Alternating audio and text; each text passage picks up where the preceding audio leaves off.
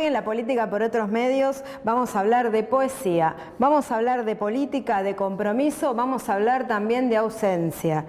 De una generación marcada por poetas populares como Mario de Lelis, un poeta, escritor de este barrio de Almagro y de su cotidianeidad, y también de una generación que tuvo un himno, el himno de Gabriel Celaya, La poesía es un arma cargada de futuro, que vamos a ver enseguida cantada por Paco Ibáñez para dar comienzo a este programa, para dar comienzo a esta búsqueda por conquistar posiciones en la cultura, en la política, con otra mirada, con otros discursos, planteando temas que no vemos tradicionalmente en la televisión.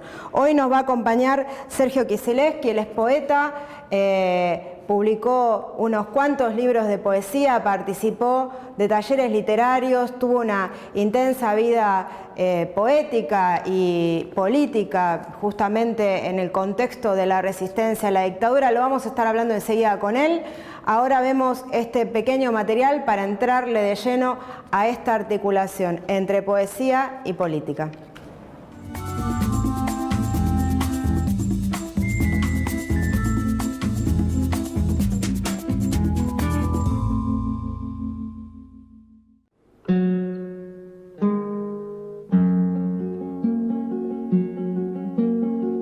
Cuando ya nada se espera personalmente saltante, más se palpita y se sigue más acá de la conciencia, fieramente existiendo, ciegamente afirmando, como un pulso que golpea las tinieblas, que golpea las tinieblas.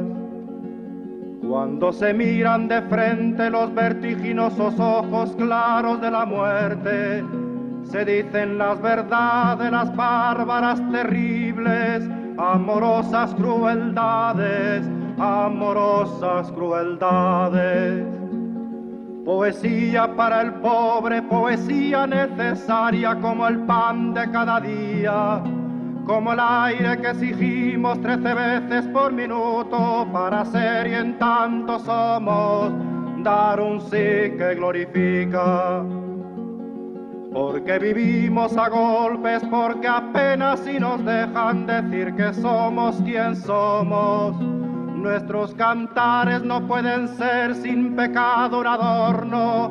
Estamos tocando el fondo, estamos tocando el fondo. Maldigo la poesía concebida como un lujo cultural por los neutrales, que lavándose las manos se desentienden y evaden. Maldigo la poesía de quien no toma partido, partido hasta mancharse. Hago mía las faltas, siento en mí a cuanto sufren y canto respirando. Canto y canto y cantando más allá de mis penas personales. Me ensancho, me ensancho. Quiero daros vida, provocar nuevos actos y calculo por eso con técnica que puedo. Me siento un ingeniero del verso y un obrero que trabaja con otros a España en sus aceros. No es una poesía gota a gota pensada, no es un bello producto, no es un fruto perfecto. Es lo más necesario, lo que no tiene nombre, son gritos en el cielo y en la tierra son actos. Porque vivimos a golpes, porque apenas si nos dejan decir que somos quien somos. Nuestros cantares no pueden ser sin pecado un adorno. Estamos tocando el fondo, estamos tocando el fondo.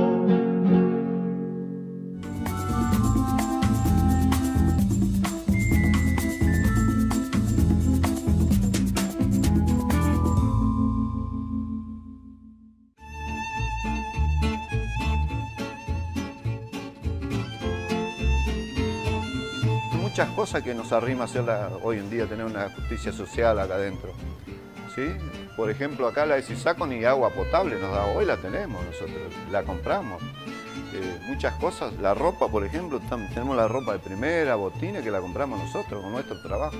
Entonces hemos conseguido muchísimas cosas con una fábrica antes privada que facturaba 17 millones de dólares por año. A veces nosotros teníamos que hacer paro para que nos den la ropa. Así que cambió muchísimas esas cosas y la manera de trabajar.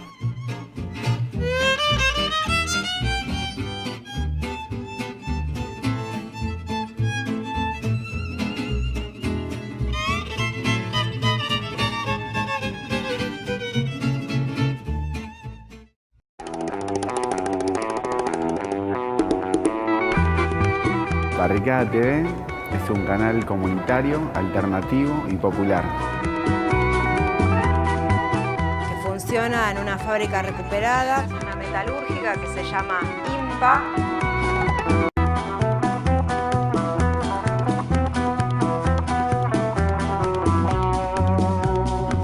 Queremos que realmente a nivel popular tengan cabida. Los medios que expresan juntamente los sentires, la forma de vivir, etcétera, de la gente de la base.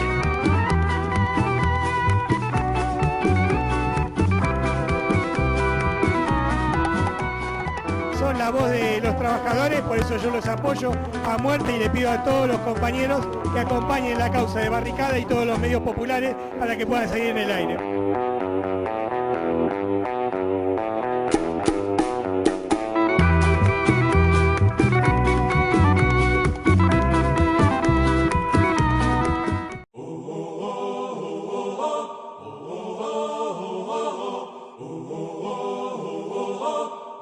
Pongo por delante de nosotros al comandante de todos los comandantes, al Cristo Redentor, crucificado y resucitado, al Cristo y su mensaje liberador, al Cristo y su mensaje de amor, de la justicia social. Y los llamo a todos. Los que quieran patria, vengan conmigo para que sigamos haciendo patria.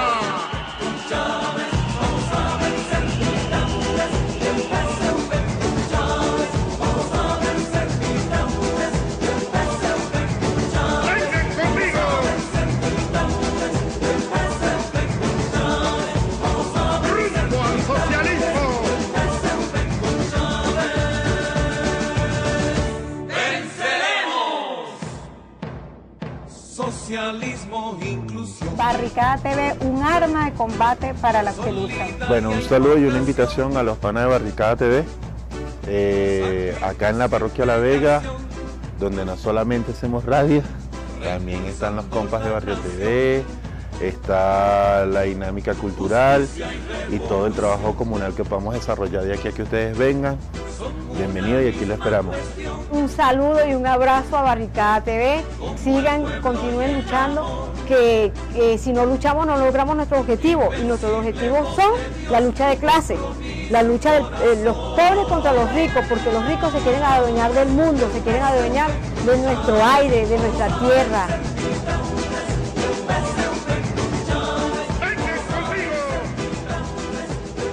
Y decirles que las Malvinas son nuestras, las Malvinas son de Argentina, y que las Malvinas no nos van a quitar, y que son circunstancias de la vida, los imperios caen. ¡Venceremos! Para esos camaradas allá en Argentina, yo le voy a dedicar esto. ¡Viva la patria! ¡Viva la revolución! ¡Viva Chávez, carajo! Un saludo, pronto nos verán por allá. Sacrificio, integración, reimpulsando la nación, justicia y revolución.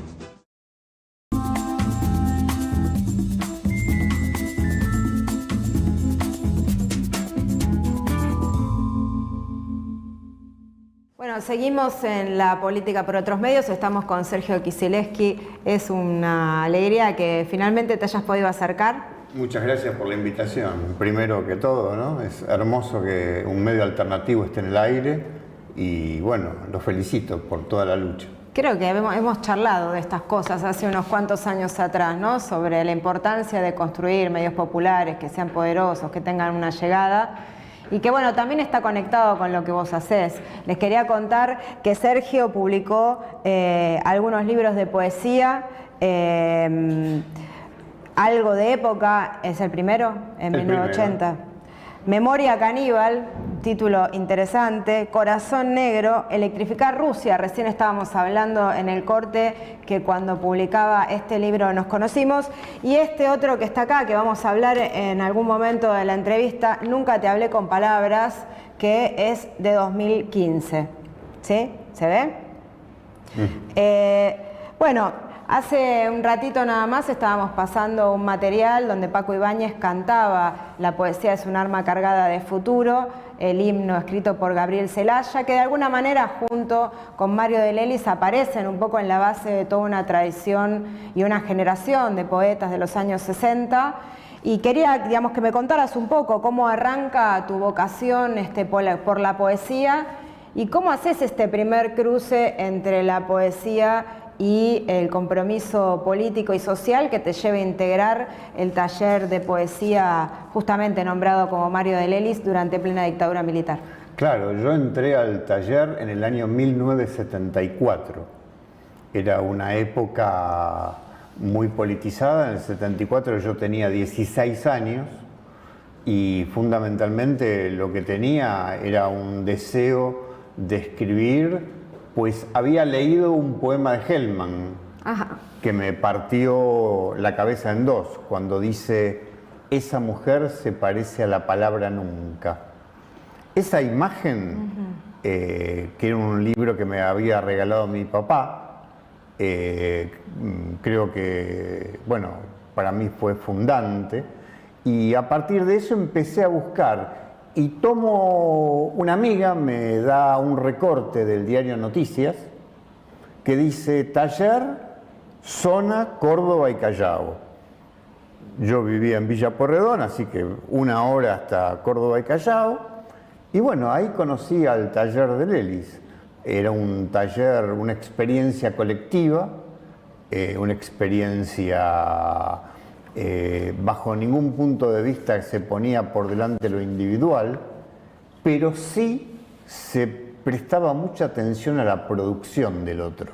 Se hacía lectura y crítica de textos y se fijaba mucho en tu estilo. Te criticaban constructivamente, pero a la vez te daban una serie de elementos, los coordinadores, como para leer Paul Eluard, Hellman, Pavese, la poesía argentina, Pedroni, Tunión, personajes y escritores que marcaron, claro. Y era muy amplio en cuanto a las estéticas. No se privilegiaba, sino se privilegiaba la buena poesía.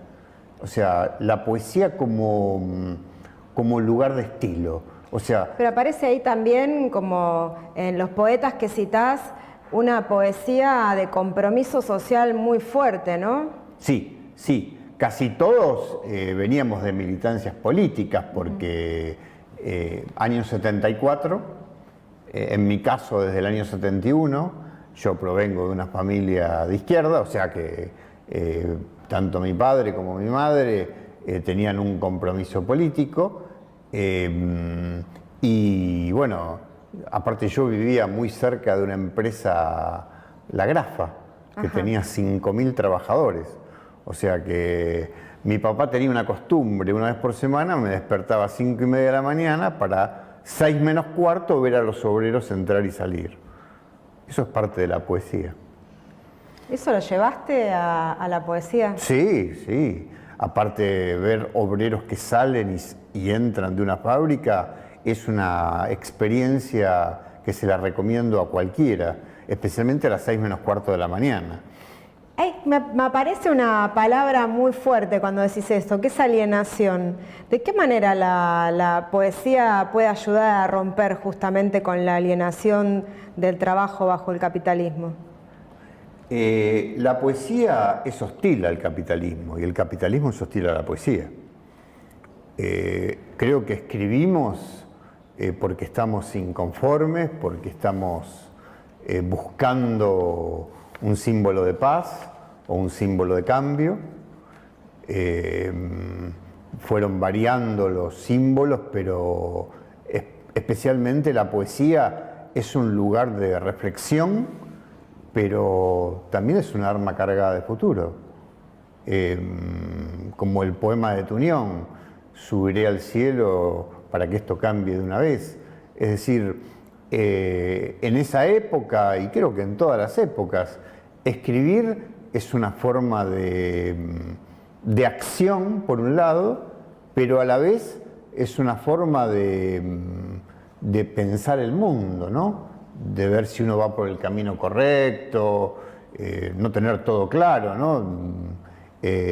Pero sí, la injusticia, el dolor, los explotados, todo lo que habita en los poemas de estos poetas que vos señalabas, realmente, ¿no? Se han preocupado mucho porque no es que se han preocupado conscientemente.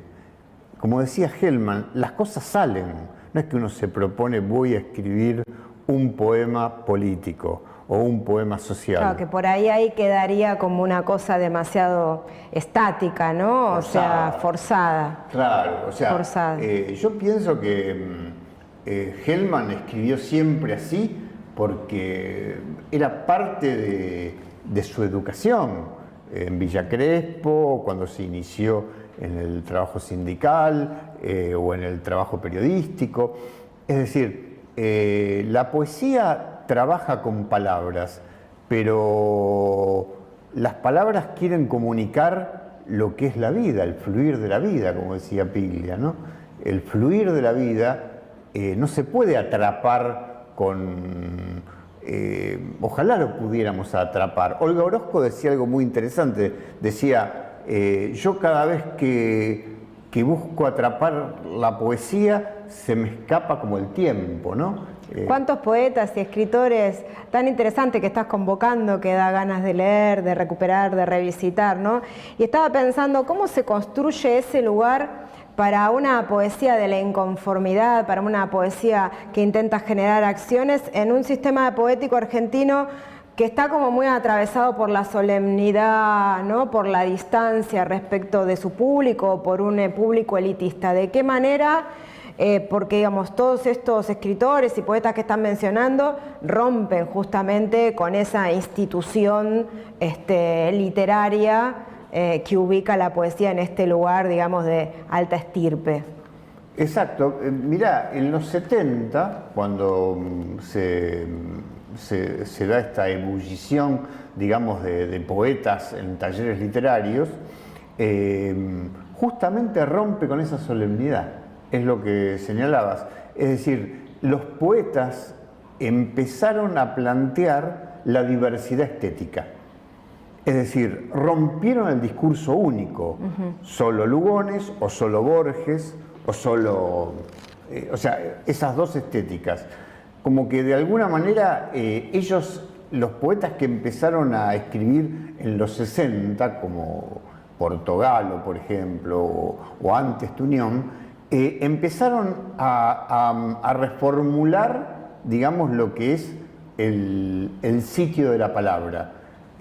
Hacerlo algo más comunicativo, lo que Benedetti decía, los vasos comunicantes, ¿no? Es decir, hacerlo más posible, no de entendimiento, de sentimiento, como que el sentimiento y la ideología y la forma de ver el mundo implica trabajar mejor la palabra, implica hacer mejor poesía o mejor imágenes. La poesía es imagen, por ende la poesía es emoción. ¿Qué cosa es la poesía, no? Tenemos un pequeño material donde justamente uno de los poetas que está trayendo y que sin duda aparece atravesando la obra de Sergio Kicilevsky, que Juan Hellman, nos lee y nos cuenta qué es la poesía. Y ahora lo vemos enseguida. Juan Hellman sobre la poesía.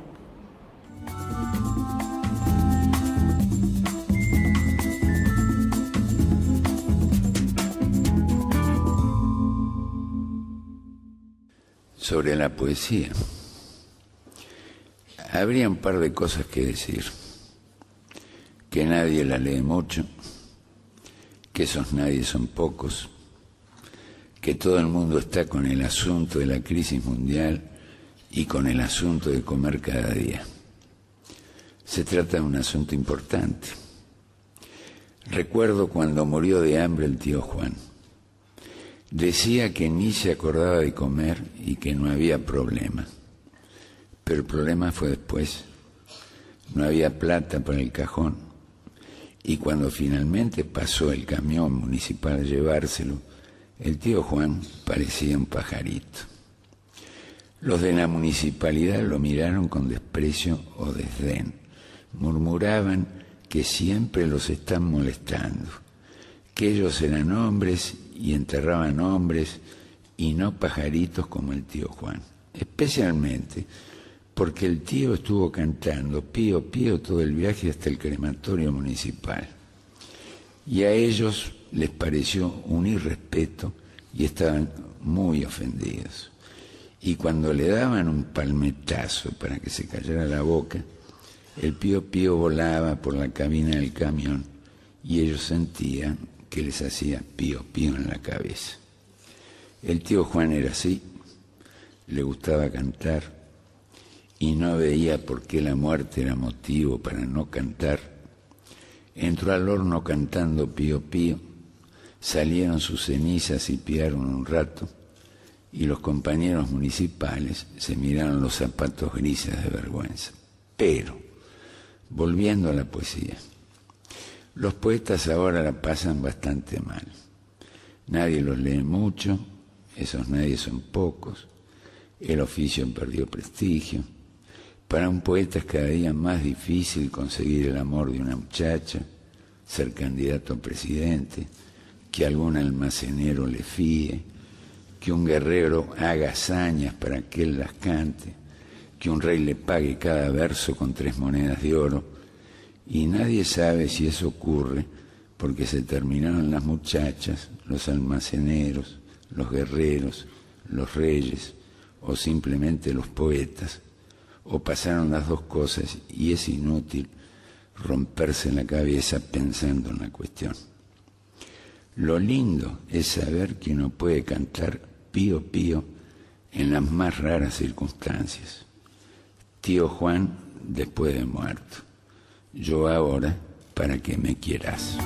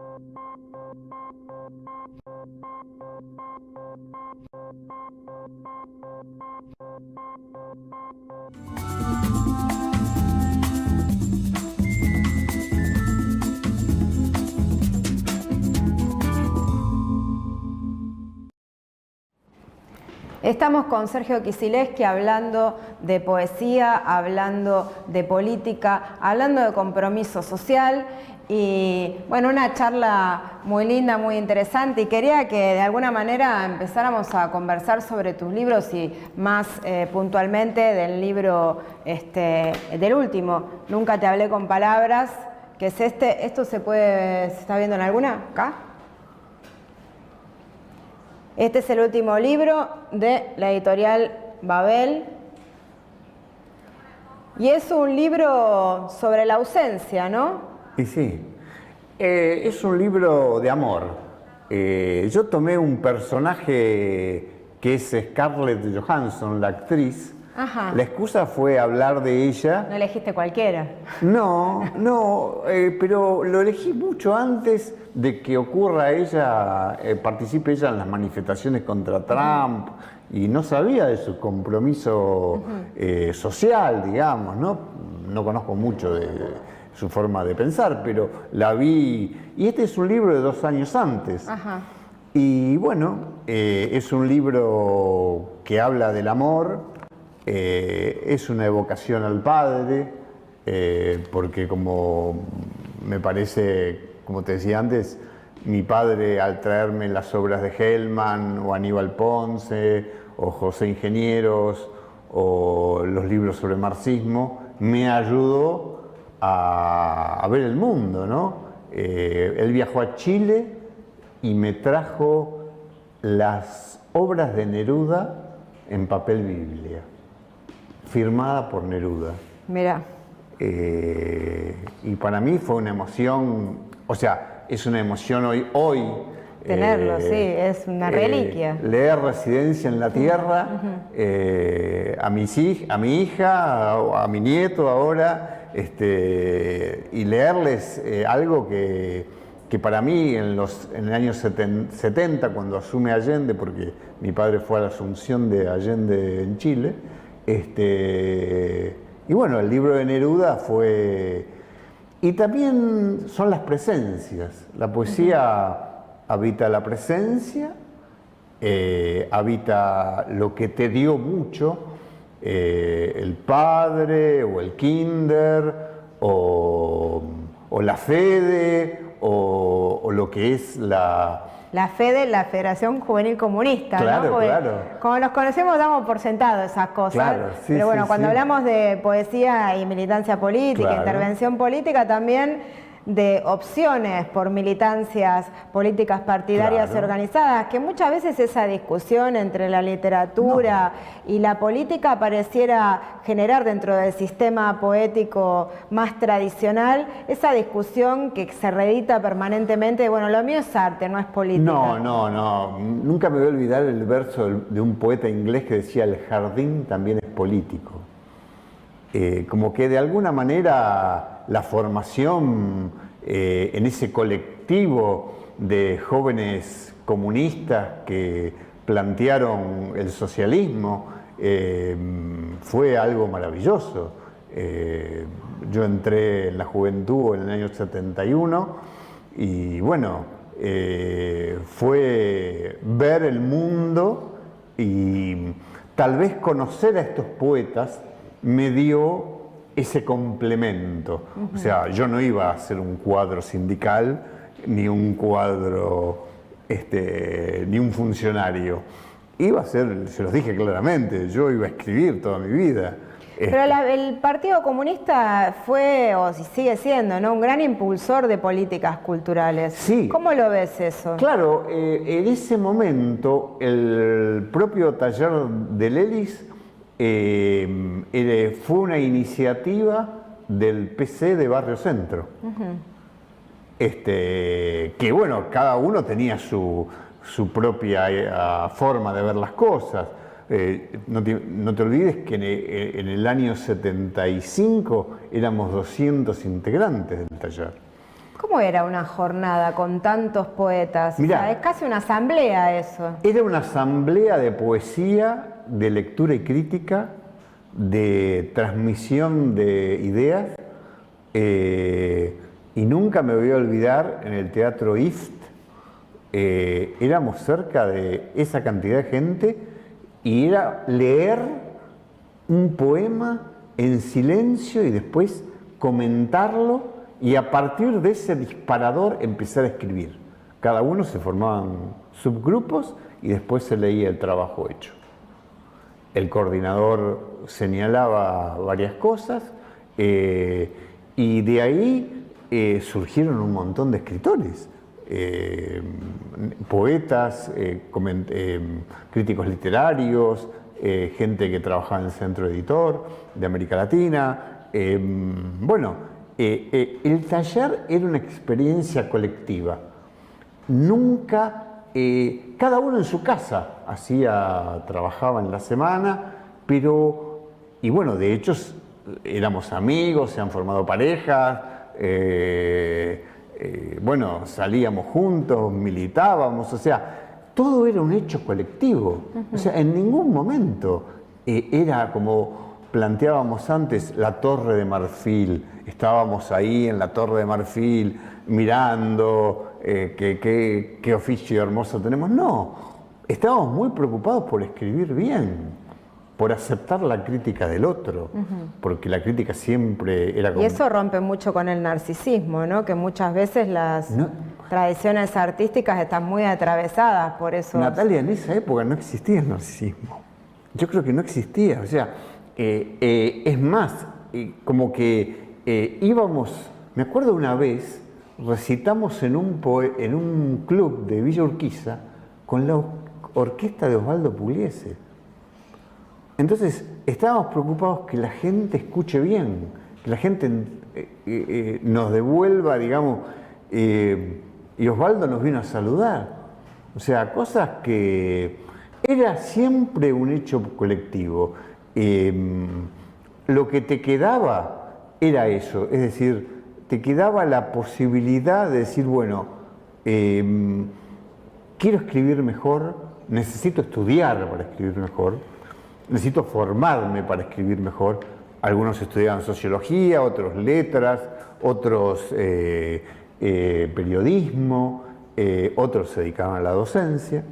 Pero bueno, siempre había que preocuparse por estudiar. ¿Y qué es lo que te inspira o qué es lo que inspiraba en ese momento y convocaba a escribir? Y en todo caso, si a lo largo del tiempo fueron apareciendo nuevas fuentes de inspiración o si te mantuviste dentro de la misma tradición. Y vos sabés que los temas son muy parecidos, son siempre los mismos. Porque estaba pensando que hace un rato, digamos, hablabas del ingreso y salida de los trabajadores de una fábrica, y cuando se plantea la cuestión de la belleza alrededor de la poesía, bueno, quizás están los grandes sentimientos como inspiradores, pero también aparece la vida cotidiana de todos los días como fuente de inspiración. Y sí, es inevitable que esos cruces estén permanentemente. El amor, el desamor, el amor por una mujer, por una causa, por lo que te enseña tu padre, por la ginebra con hielo, los valores de esa época, ¿no? Mi abuelo, que era obrero textil y se quedó sordo por el ruido de las máquinas, que vino de Polonia y a buscar y trabajó con Andrés Rivera en una fábrica. Como que todas esas cosas es inevitable que te haga ósmosis, ¿no? Te penetre, te dé un disparador de la imagen, y te haga ser mejor. Creo que la escritura no le tiene que tener miedo a la realidad, sino que se enriquecen mutuamente, ¿no?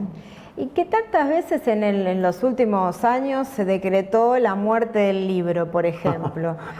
Imagínate la muerte de la poesía. ¿Qué lugar hay para la poesía hoy con una presencia tan fuerte en todos los órdenes de la vida, que cambia los consumos culturales, que cambia las maneras de socialización, las redes sociales, las pantallas?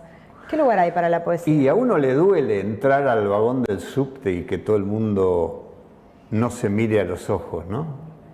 Eso es antipoético. Ojalá que ese muchacho o esa muchacha esté leyendo un poema, pero...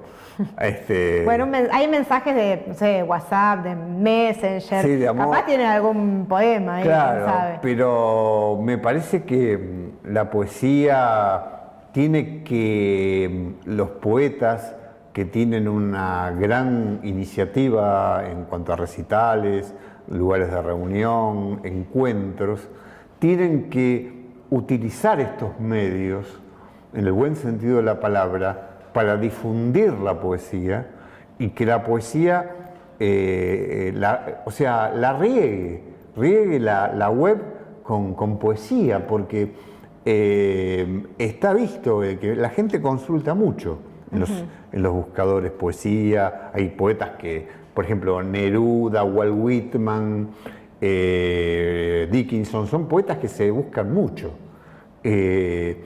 Hay mediciones al respecto, pero no tanto como, digamos, la política o la farándula. Sobre todo, ¿no? Eso, sobre todo, ¿no?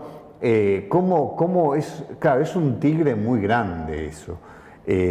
Pero siempre ocurrió que la poesía y la literatura nunca fue... digamos, popular. Es más, dicen que Borges al principio dejaba los libros en los tapados o en las remeras de los tipos que iban a los cumpleaños para difundir su libro. O sea, bueno, pero me parece que el poeta tiene que plantearse cómo llegar a la web.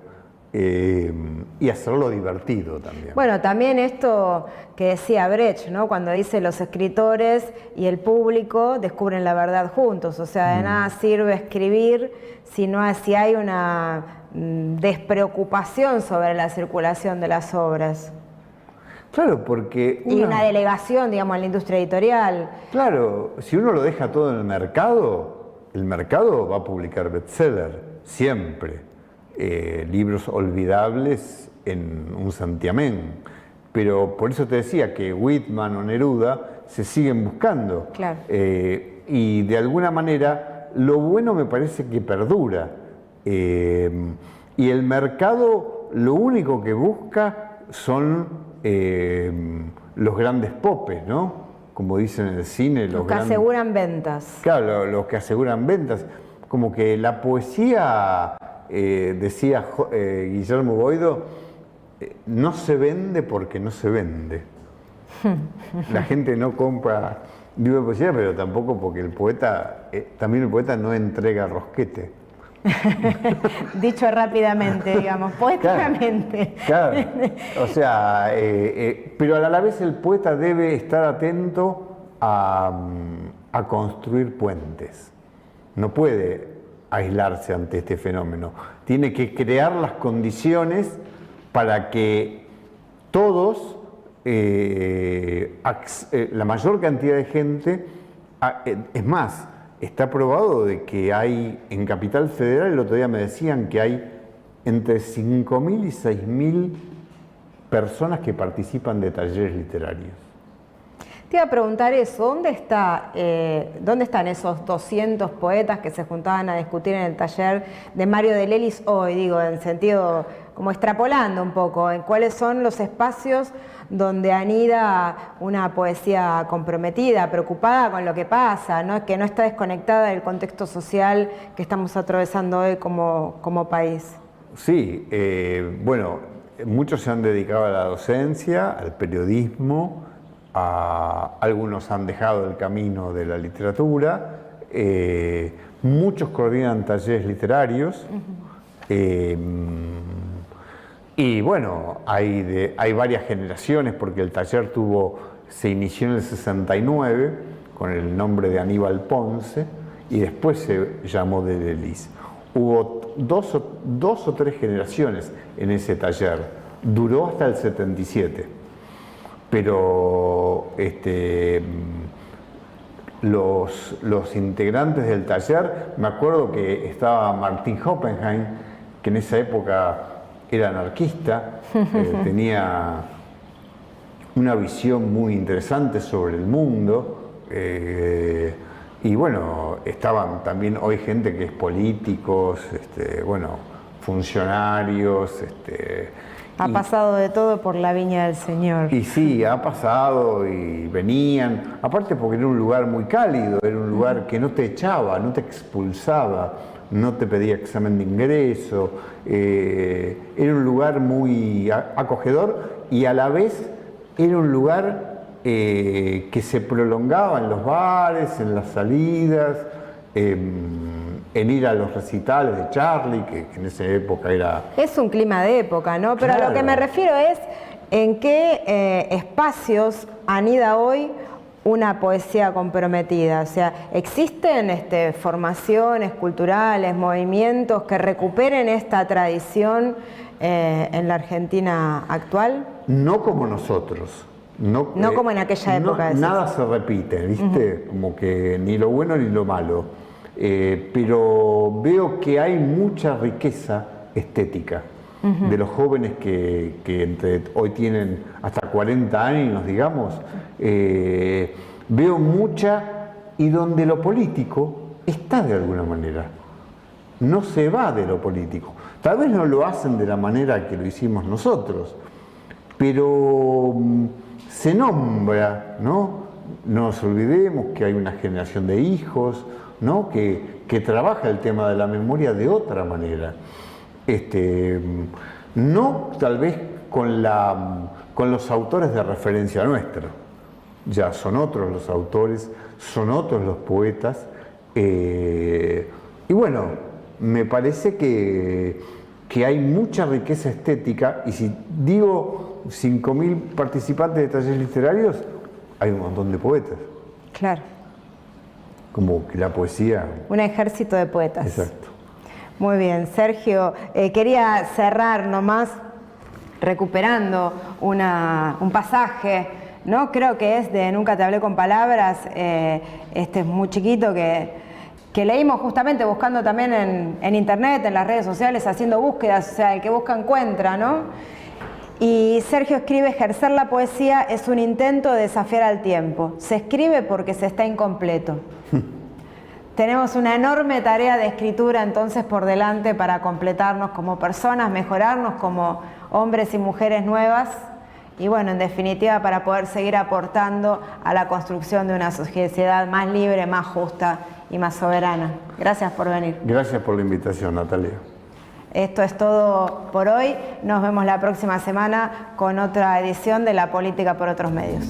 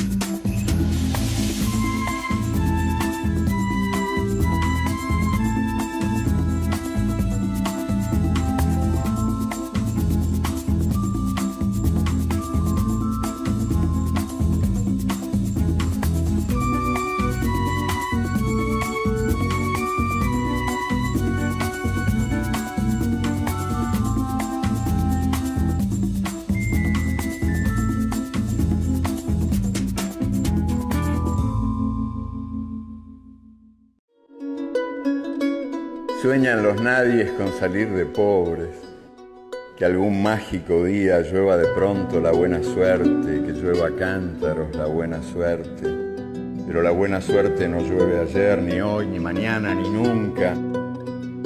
Ni en lloviznita cae del cielo la buena suerte, por mucho que los nadies la llamen.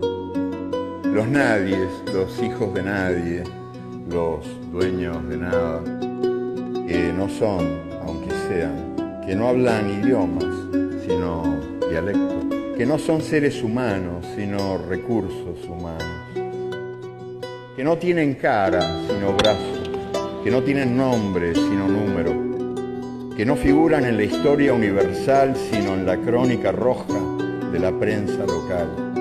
Los nadies, que cuestan menos que la bala,